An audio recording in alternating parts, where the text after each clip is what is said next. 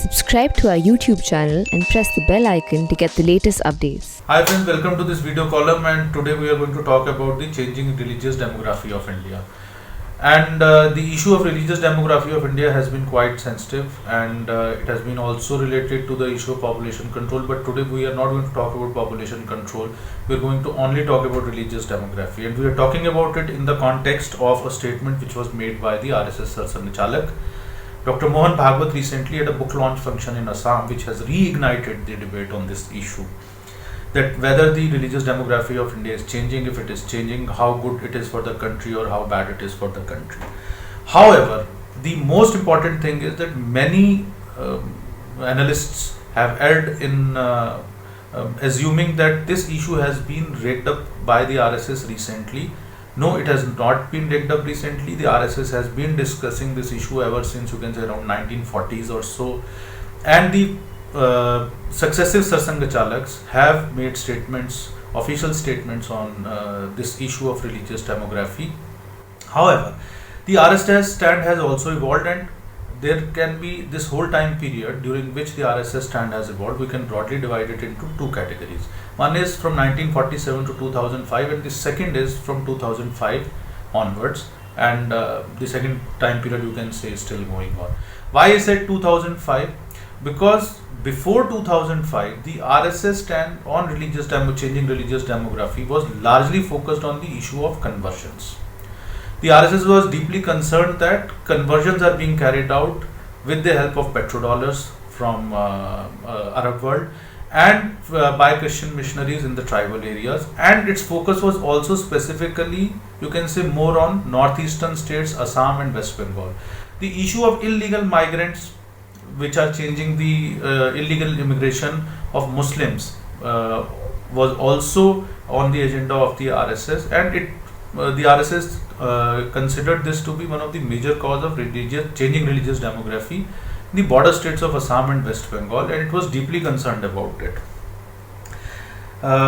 Initially when this debate started on the changing religious demography of India, the second Sarsangchalak of the RSS, who was heading the organization from 1940 to 1973, so MS Golwalkar, popularly known as Guruji, he was quite vocal on this issue. He said, in the strategically important parts of the country, they are increasing their population. This is another form of aggression. After Kashmir, their second target is Assam. They, which means Muslims, are coming from across the border in huge numbers in Assam, Tripura and the rest of Bengal, and this is being done in a planned manner. Pakistani Muslims have been infiltrating slowly in Assam for 15 years. As a result, the Muslim population there has increased by more than double. What is this other than a conspiracy to make Assam a Muslim majority province so that it automatically passes into the lap of Pakistan after a short time? This is what Golwalkar had to say.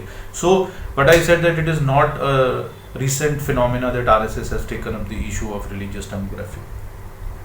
Similarly, the third and the fourth Sarsangchalaks also gave indications. I would quote the third Sarsangchalak of the Sangh, Madhukar Dattatreya Devras, also known as Balasaheb Devras.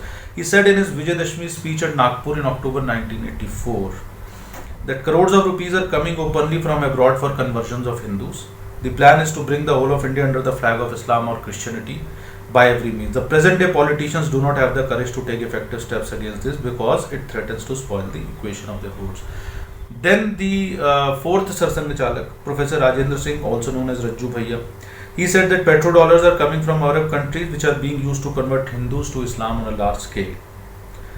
And the Christian missionaries are focusing on smaller states like Nagaland, Manipur, Mizoram, Goa, which have a small population. Slight increase in the Christian population can make a big difference. So this is how the RSS had been expressing its concern. Then in 2005, a very significant publication came, which you can say is one of the milestones of this debate on religious demography. This publication was titled Religious Demography of India.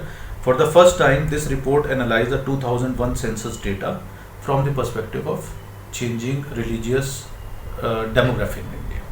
And the report acted as a trigger, and it catapulted the debate on India's demography to a bigger canvas, with the growth rate of Muslim and Christian population coming into focus. This report actually was a database study of the population growth pattern of last 110 years, and the conclusion was very clear that if the current growth rate of Hindus, Muslims and Christians continue to be like this, then Hindus will be in minority in India in 2000 by 2060 or so. So now from 2005 onwards, the RSS picked up this issue, and I'll quote the fifth Sarsangachalak K.S. Sudarshan, who quoting this report said, if we take Bharat, Pakistan and Bangladesh together, the population of Hindus declined from 79.32% to 68.03%, that is 11%, and the population of Muslims increased from 20% to 30%, that is 10%. The Christian population has increased from 0.7 to 2%. And he quotes this study saying, the study concludes, he's mentioning this study with religious demography of India. It concludes that if the proportionate change in population continues in this manner, then by the year 2060, Hindus will be reduced to a minority in their own land. So now, from 2005 onwards, the main key focus was on the growth rate, the higher birth rate, and the higher growth rate of Muslim population, especially also Christians. And there has also been a debate within or discussion within RSS, and the